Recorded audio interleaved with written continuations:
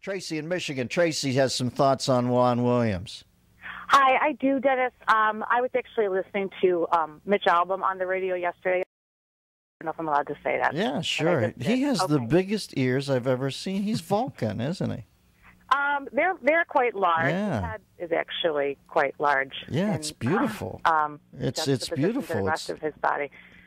But this is what I have to say. And I think he's actually a very sweet guy, and he's done some wonderful writing. But this was so characteristic of some of the ramblings that came out after Juan Williams was let go from Fox.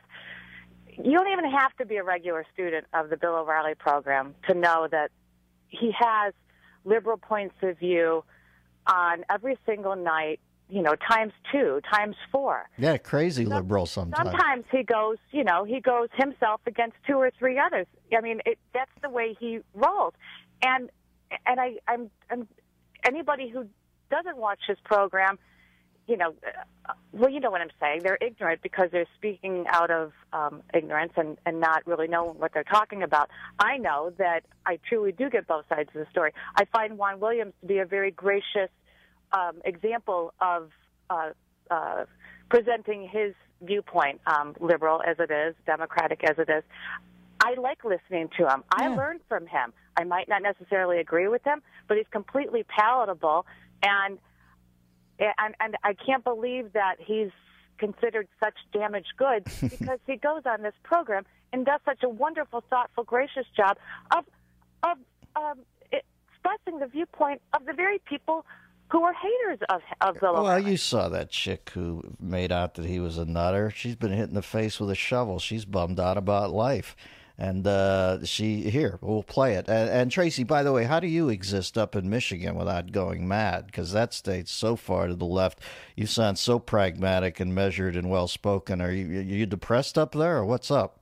It's funny that you mentioned the word depressed because I don't know if you remember, but I called into your program about a month ago and told you that you were like political Prozac to me because you are. You just kind of take the edge off. You give me some sanity. Yeah, it's really rough. We've had it really rough up here.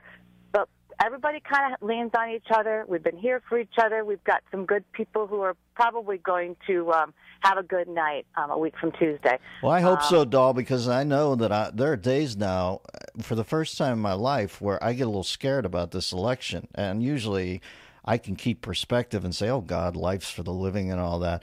But it's so much... It can go such a weird way now that I got to make some hard decisions if it goes a certain way. So let me tell you, I feel your spilkus, baby. But thanks for the call. And let's go to the break with this NPR chick, Vivian Schiller. Now, this is how nasty it gets over there. All you have to do, and like the woman said, it's not like Juan Williams is on there defending the Republican cause or whatever they think he's doing. They don't even watch it. He's over there fighting the good fight in a much viewed form, and he does it with a nice degree. Like I said, Juan's a nice guy. I mean, I don't agree with practically anything he says, but he's a decent guy. And this is what this NPR CEO, she's got to go. O'Reilly's going to go for her job, I guarantee you. I haven't talked to him. I watched his show. He wants that head. He's going to get it. Here, number 11. This is not a reflection on his comments. This is not a debate. Juan feels the way he feels. That is not for me to pass judgment on. That is really his feelings that he expressed on Fox News are really between him and his, psychiatrist or his publicist or take your pick.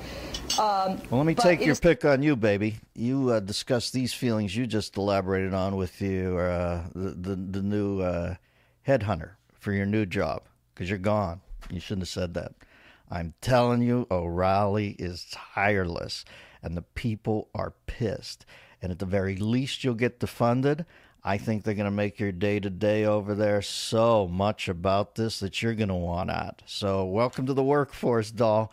Munga's moving on. You want to answer my phones? I didn't see enough out of you there. Dennis Miller Show.